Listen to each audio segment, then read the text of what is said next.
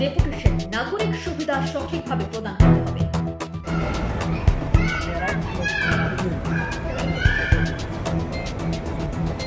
শহরে পাকা ড্রেন পরিকল্পনার ব্যবস্থা করতে হবে, নির্মূলীকরণের জন্য প্রয়োজনীয় ব্যবস্থা গ্রহণ করতে হবে।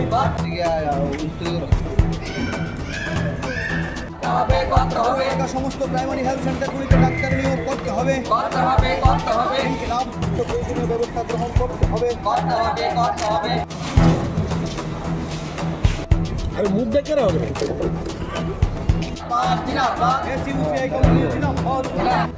আপনারা দেখেছেন যে পৌর নিগমের যে মালবাহী যে আবর্জনা নেওয়ার যে গাড়িগুলি, সেইগুলি প্রত্যেক দিনই অফিস টাইমে সেই আবর্জনাগুলি নিয়ে যাচ্ছে। এতে রাস্তার মধ্যে যেমন যানজট তৈরি হচ্ছে, পাশাপাশি ছাত্র থেকে শুরু করে অভিভাবকরা এমনকি রোগীরা পর্যন্ত অসুবিধার সম্মুখীন হচ্ছে।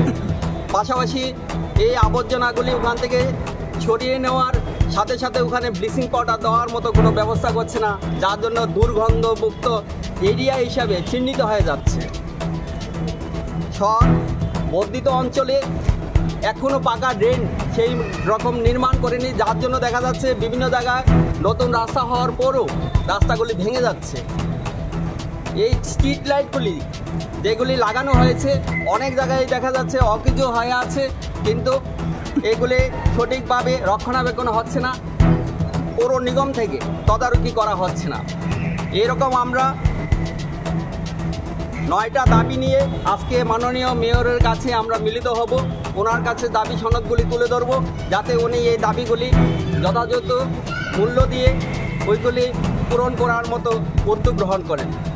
আমার নাম মৃদুল কান্তি সরকার, এসইউসিআই কমিউনিস্টের জেলা সম্পাদক।